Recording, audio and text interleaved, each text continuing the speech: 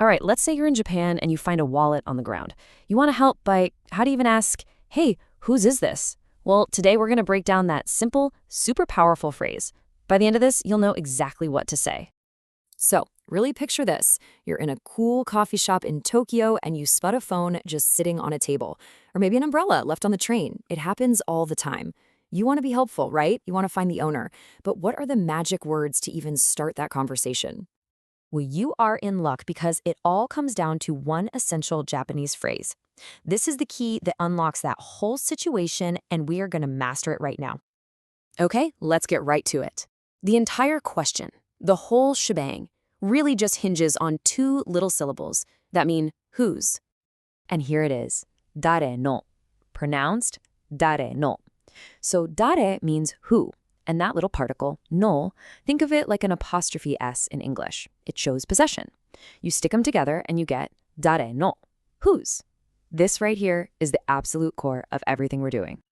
Now, just yelling dare no is fine, but we can do better. We need to build it into a full polite question. So let's look at the other building blocks we're going to need. The structure here is actually super logical.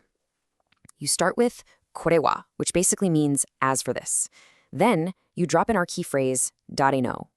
Next, you just name the object, the noun.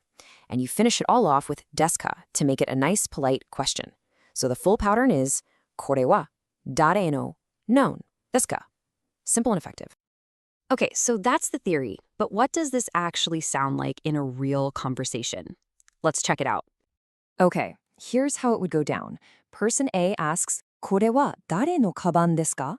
Whose bag is this? See how kaban, or bag, just slots right into our formula? Easy. Then person B replies, それはSora-sanのカバンです. That is Sora's bag. And what's cool is the formula for the answer is basically a perfect mirror of the question.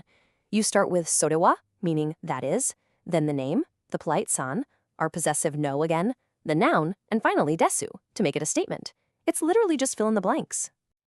All right, enough of me talking. You know the best way to learn is by doing it yourself. So it's your turn. Let's try to build some sentences with this new framework. You ready? First up, a very common scenario, a lost smartphone. The word in Japanese is easy, it's sumaho. So using our formula, how would you ask whose phone this is? Go on, take a second to think. Did you get it? The answer is, これは誰のスマホですか? We just took our template and slotted in sumaho for the noun. Perfect. Okay, next one. And this one has a small but really important twist. The object isn't right here with you, it's over there, closer to the person you're talking to. How would you ask, whose pen is that? The word for pen, by the way, is just pen. And the answer is, それは誰のペンですか? The key change here, did you catch it? We went from これ, meaning this, to それ, meaning that. It's a small but important difference based on where the object is. Okay, last practice round. This time, let's flip the script. You're on the other side of the conversation. I'm asking you, これは誰の本ですか? Whose book is this? Now, imagine that book is yours. How are you going to respond? それはあなたの名前の本です. You just pop your own name right into that slot. So if your name is Alex, it's それは Alexの本です. See? You're already having a conversation in Japanese. So let's just recap the absolute essentials. If you remember these three things, you're golden. 1. Your core phrase is dare no. 2. The full question is これは誰の noun desu ka?